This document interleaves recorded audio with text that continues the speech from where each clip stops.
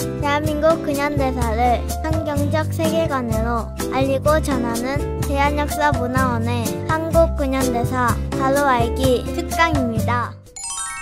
자유를 위해 부름받은 사람 세 번째 이야기. 대한민국 건국의 밑그림 기독교 입국론입니다.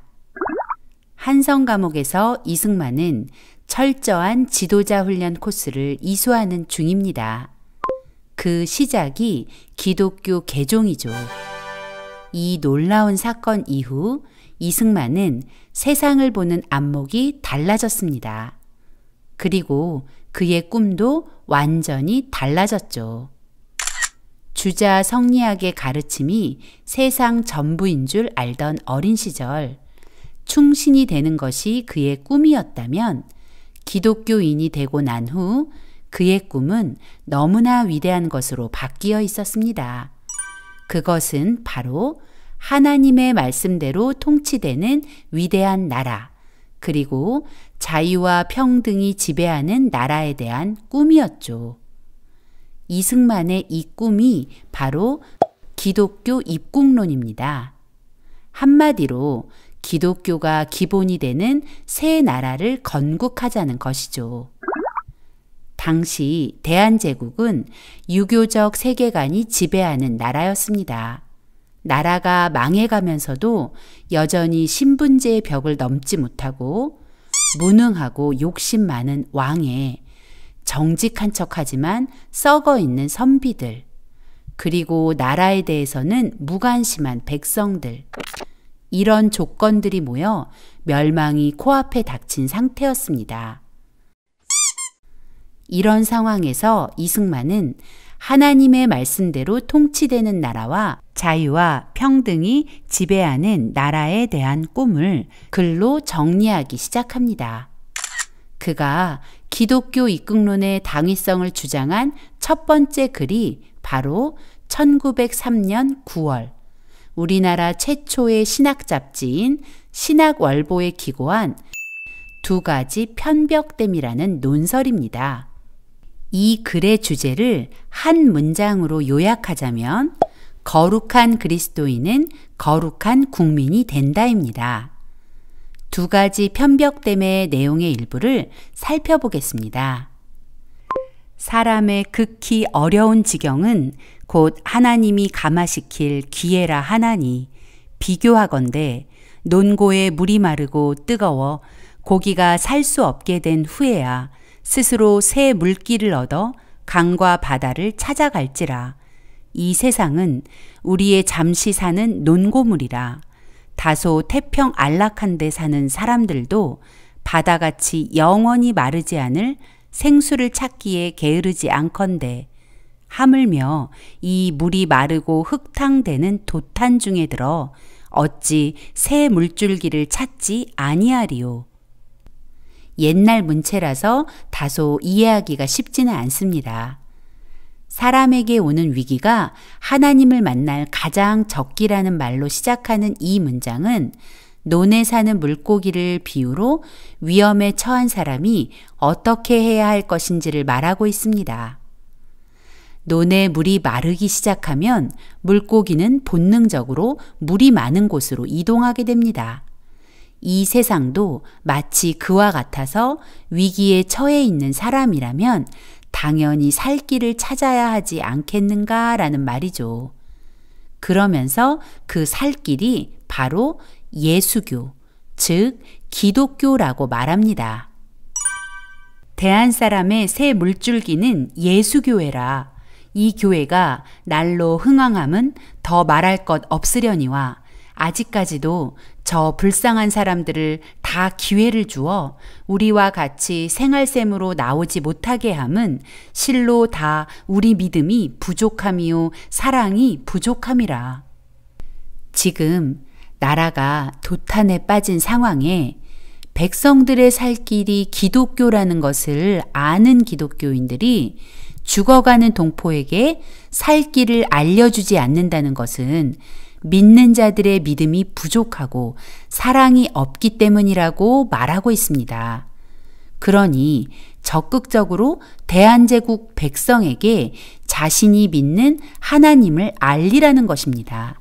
어떻게 기독교가 대한을 살릴 새 물줄기가 될 수 있을까요?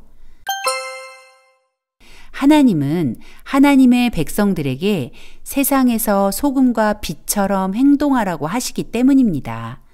소금과 빛이 된다는 것은 적재적소에 필요한 존재가 되는 것, 더 나아가 나를 통해 세상을 이롭게 하는 삶을 사는 것입니다. 이것이 바로 기독교 정신입니다. 하나님은 당신의 백성에게 정직과 성실을 요구하시고 사랑과 희생을 요구하십니다. 때문에 당시 나라의 위기를 나 몰라라 하는 백성들이 그리스도인이 된다면 나라를 위해 소금과 빛의 역할을 하는 백성이 많아질 것이기 때문이죠. 정치는 항상 교회 본의로서 딸려나는 거로 교회에서 감화한 사람이 많이 생길수록 정치의 근본이 스스로 바로 잡히나니 이러므로 교화로서 나라를 변혁하는 것이 제일 순편하고 순리된 바로다. 이것을 생각지 않고 다만 정치만 고치고자 하면 정치를 바로잡을 만한 사람도 없으려니와 설령 우연히 바로잡는다 할지라도 썩은 백성 위에 맑은 정부가 어찌 일을 할 수 있으리요. 반드시 백성을 감화시켜 새 사람이 되게 한 후에야 정부가 스스로 맑아질지니 이 어찌 교회가 정부의 근원이 아니리요. 대한제국은 위기에 직면해 있었습니다. 그러나 대한제국의 회생과 변화는 왕과 조정 대신 한두 사람만 잘한다고 해서 가능한 일이 아니라는 것입니다. 오직 백성들이 변해야 가능한 일이라는 것이죠. 백성 한 사람 한 사람이 정직하고 성실한 기독교 정신으로 거듭나 정치를 하면 그 정치는 공정하고 올바르게 될 것이기 때문입니다. 뿌리가 튼튼해야 실한 열매가 열리는 이치겠죠. 즉, 부패한 백성 위에 절대로 좋은 정부란 존재할 수 없다는 것입니다. 지금의 대한민국의 상황에도 적용이 되는 말입니다. 대한민국의 안녕과 발전은 훌륭한 대통령, 정직한 정치가의 책임 이전에 대한민국 국민 한 사람 한 사람이 정직한 국민, 이타적인 국민, 성실한 국민이 될 때 가능하다는 것을 기억해야 합니다. 기독교인이 된다는 것은 하나님의 법에 순종하는 거룩한 성도가 되는 것이고 그 거룩한 성도가 대한민국의 거룩한 국민이 되어 나라를 살리고 국민을 살릴 신의 한 수라는 것을 이승만은 말하고 있는 것입니다. 그리고 같은 해 11월 이승만은 신학월보에 교회 경략이라는 글을 기고해 더 구체적으로 기독교 입국론에 대해 이야기합니다. 거룩한 성도로 거듭난 백성은 이제 힘을 합하여 이 위기를 극복하고 영국, 미국과 같은 나라가 되어야 한다고 말합니다. 당시의 사람들이 들었다면 허풍쟁이 같다고 생각할 말입니다. 영국과 미국이 어떤 나라입니까? 그 당시 전 세계 나라 중 1, 2위의 강대국이었습니다. 대한제국은 어떤 수준이었을까요? 중간이라도 되었을까요? 아니죠. 형편없이 가난하고 세계 정세에도 어두워 러시아와 일본이 대한을 서로 차지하겠다고 으르렁거리는 틈바구니에서 어찌할 바를 모르고 있었죠. 나라가 이 지경인데 세계 1등 국가를 꿈꾼다는 것이 어떻게 가능했을까요? 더구나 이승만은 지금 왕좌에 앉아 있는 것이 아니라 한성 감옥에서 종신형을 선고받고 수감된 상황이었다는 것이 더 우리를 놀라게 하는 대목이죠. 자신의 석방과 생명을 걱정해야 하는 처지에 세계 1등 국가를 만들겠다는 생각은 도대체 어떻게 나온 것일까요? 네, 바로 하나님께로부터입니다. 그래서 이승만은 자신에게 꿈을 주신 하나님을 신뢰하며 우리 민족이 세계 1등 국가가 되어 우리가 받아 누린 자유를 세계 각국에 대한선교사를 파송하여 나누는 나라가 될 것을 천명한 것입니다. 이승만의 이 말을 정리해보면 선진한국, 선교한국입니다. 그가 말하는 선진한국은 단순히 잘 먹고 잘 사는 경제적 풍요만을 뜻하는 것이 아닙니다. 선진한국은 하나님의 말씀대로 통치되는 위대한 나라, 자유와 평등으로 지배되는 나라를 말하는 것입니다. 이 나라는 꿈만으로 이루어지지 않습니다. 반드시 꿈에 합당한 충성스러운 행동이 뒤따라야 합니다. 마땅히 만국의 왕이시고 만국 왕의 왕이신 예수 그리스도로 우리의 왕을 삼아 피와 정욕의 모든 상전을 다 버리고 함께 돌아와 만세의 빛난 용상 앞에 머리를 숙이고 모두 천국을 위하여 싸우는 강병이 되어 사탄과 세상을 쳐서 이기고 만국을 합하여 한 천국을 만들자. 백성 한 사람 한 사람이 하나님의 뜻과 법대로 사는 거룩한 백성이 되고 그 거룩한 백성이 거룩한 국민으로 모든 분야에서 충성스럽게 살아낼 때 선진국가가 된다는 것입니다. 그래서 이승만은 대한제국 백성에게 새 나라를 건국할 용사가 될 것을 호소하는 것입니다. 놀랍게도 1903년 8월 한성감옥 밖 원산에서도 우리 민족의 구원을 위한 하나님의 놀라운 계획이 실행되고 있었습니다. 1903년 8월 24일 원산의 남산동 교회에서 놀라운 부흥의 역사가 일어나 그 부흥의 불길이 원산과 그 일대 지역으로 퍼져가고 있었습니다. 이 원산 부흥은 로버트 하디 선교사로부터 시작되었습니다. 로버트 하디 선교사는 의료 선교사이자 목회자로 조선의 자유를 선포한 선교사입니다. 하디 선교사가 조선에 와 오랫동안 열심히 사역했지만 도통 변화가 없었습니다. 오히려 늘 실패를 경험해야 했죠. 하디 선교사의 마음은 점점 조선 사람에 대한 원망으로 가득해졌습니다. 조선 사람들은 게으르고 형편없는 사람들이야.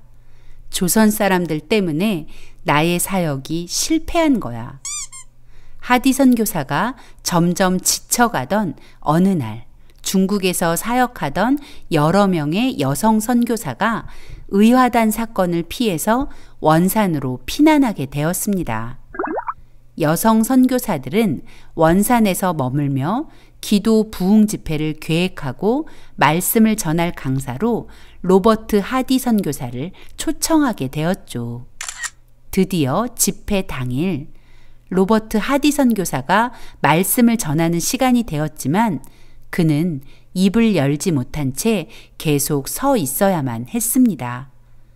하디 선교사는 하나님께 도움을 요청했습니다.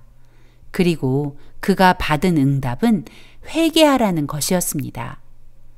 너의 죄 때문에 조선 사람들이 하나님을 바라보지 않는 거였어. 네가 회개해야 해. 하디 선교사는 즉시 하나님 앞에 회개했습니다.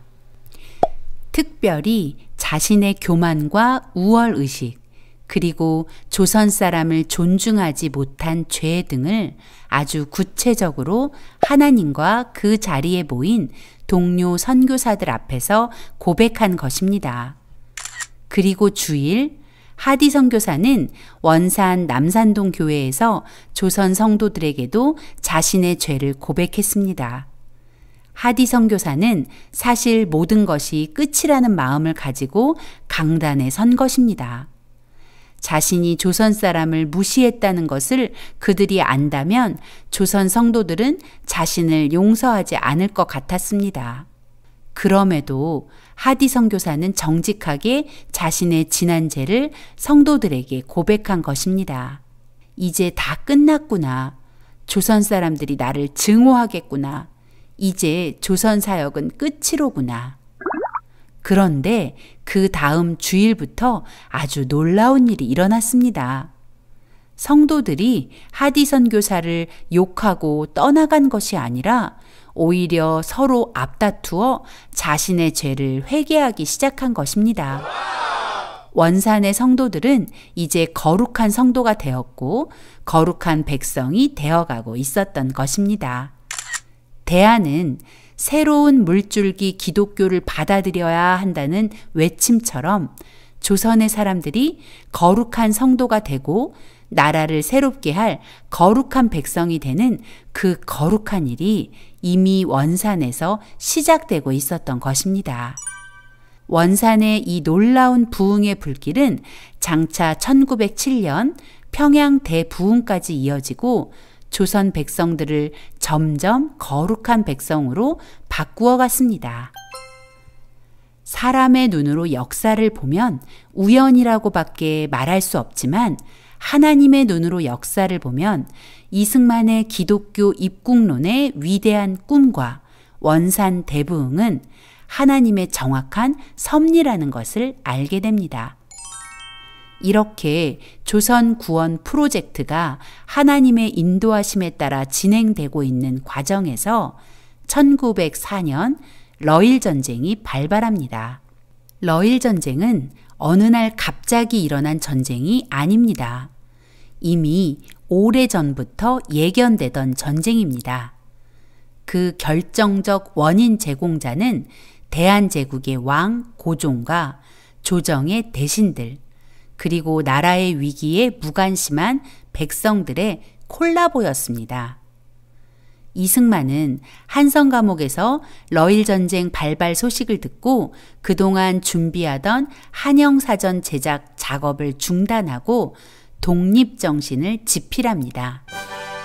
이승만은 독립정신을 통해 대한제국의 백성을 향해 모든 백성이 각자의 책임을 깨닫고 나라에 대해 책임감을 가질 것을 촉구합니다. 만약 그 책임을 다하지 못하면 나라를 잃게 될 것이라고 경고하며 스스로 독립에 대한 굳은 의지가 있어야 나라의 독립을 지킬 수 있다며 백성 각자의 독립정신을 요구하고 있습니다. 이승만은 독립정신의 첫머리에 대한제국은 3천만 백성을 싣고 폭풍우를 만나 표류하는 배와 같다고 하면서 나라가 왜 이렇게 위태로워졌는지 알아야 하고 또 정신을 차리고 힘을 합쳐 각자 책임을 다해 살 길을 찾아야 한다고 했습니다. 대안은 3천만 백성을 싣고 폭풍우 몰아치는 바다 위에 표류하는 배, 생사와 나라의 존망이 위급한 지경이다. 모두 나라를 구하기 위해 나서야 한다. 위태함과 그 이유를 분명히 알아야 한다. 이승만은 이 위급함에서 벗어나기 위해 백성 각자의 독립정신을 강조하는 것입니다. 그리고 결론으로 독립을 지키기 위해 반드시 지켜야 할 6대 강령을 발표하여 대한제국 백성들이 실천하기를 촉구합니다. 6대 강령을 살펴보겠습니다. 첫째, 우리는 세계에 대해 개방해야 한다. 둘째, 새로운 문물을 자신과 집안과 나라를 보전하는 근본으로 삼아야 한다. 셋째, 외교를 잘해야 한다. 넷째, 나라의 주권을 소중히 여겨야 한다. 다섯째, 도덕적 의무를 소중히 여겨야 한다. 여섯째, 자유를 소중히 여겨야 한다는 내용입니다. 그리고 이렇게 결론을 맺습니다. 세계 문명국 사람들이 기독교를 사회의 근본으로 삼고 있으며 그 결과 일반 백성들까지도 높은 도덕적 수준에 이른 것이다.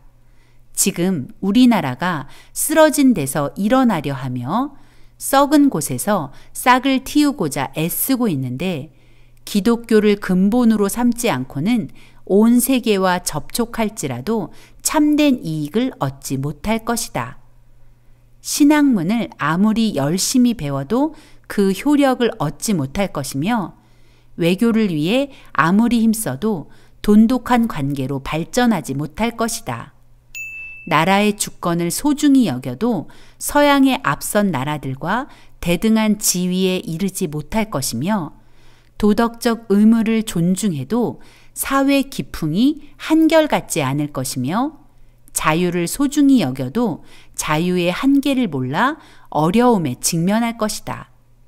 그러므로 우리가 기독교를 모든 일의 근원으로 삼아 자기 자신보다 다른 사람을 위해 일하는 자가 되어 나라를 한마음으로 받들어 우리나라를 영국과 미국처럼 동등한 수준에 이를 수 있도록 최선을 다해야 할 것이다.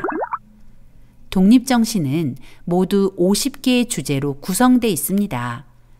이 책에서 이승만은 독립과 관계된 다양한 내용들을 정리해 놓았습니다. 조선을 둘러싸고 있는 주변 정세, 일본과 러시아, 중국의 의중, 어떻게 하면 우리 민족이 살아남을 수 있는지, 그리고 애국심의 중요성과 나라가 망하면 백성도 그 화를 면할 수 없기에 목숨을 걸고 나라를 지키자고 호소했습니다. 또 우리 민족이 민주주의로 전향할 것과 서양 문물을 배우고 실력을 키워서 부강한 나라를 만들자는 내용입니다. 그러나 기독교를 이 모든 일의 근본으로 삼지 않는다면 우리가 원하는 목적을 이룰 수 없다는 것을 선지자처럼 선포한 것입니다. 즉, 독립정신이 강조하는 결론은 우리가 나라의 위기에 책임을 지고 나라를 지켜내기 위해서 우리는 동양 최초의 기독교 국가를 만들어 선진왕국과 선교왕국의 사명을 감당해야 한다는 것입니다. 1904년 쓰여진 이승만의 독립정신은 오늘의 우리에게도 여전히 유효합니다. 대한민국 역시 아주 위험한 지경에 처해 있습니다. 이 위기는 어떤 특정한 사람만의 책임이 아닙니다. 바로 나의 책임이라는 것을 인정해야 합니다. 그리고 대한민국 국민으로서의 책임감과 사명감을 가져야 합니다. 그리고 그 사명감은 거룩한 하나님의 백성이 될 때만 감당할 수 있다는 것을 기억해야 합니다. 한성 감옥에서 이승만이 꿈꾼 기독교 입국론의 위대한 꿈은 어떻게 되었습니까? 그 꿈은 절대 허망한 꿈이 아니었습니다. 그 위대한 꿈은 오늘의 대한민국을 만들었습니다. 경제적으로만 봐도 2018년 현재 대한민국은 1인당 GNI가 세계 11위나 되는 나라입니다. 대한민국 국적을 가진 사람이 1년 동안 벌어들인 수입의 1인당 평균이 3,478달러, 원화로 환산하면 3,478만 원인 나라가 된 것이죠.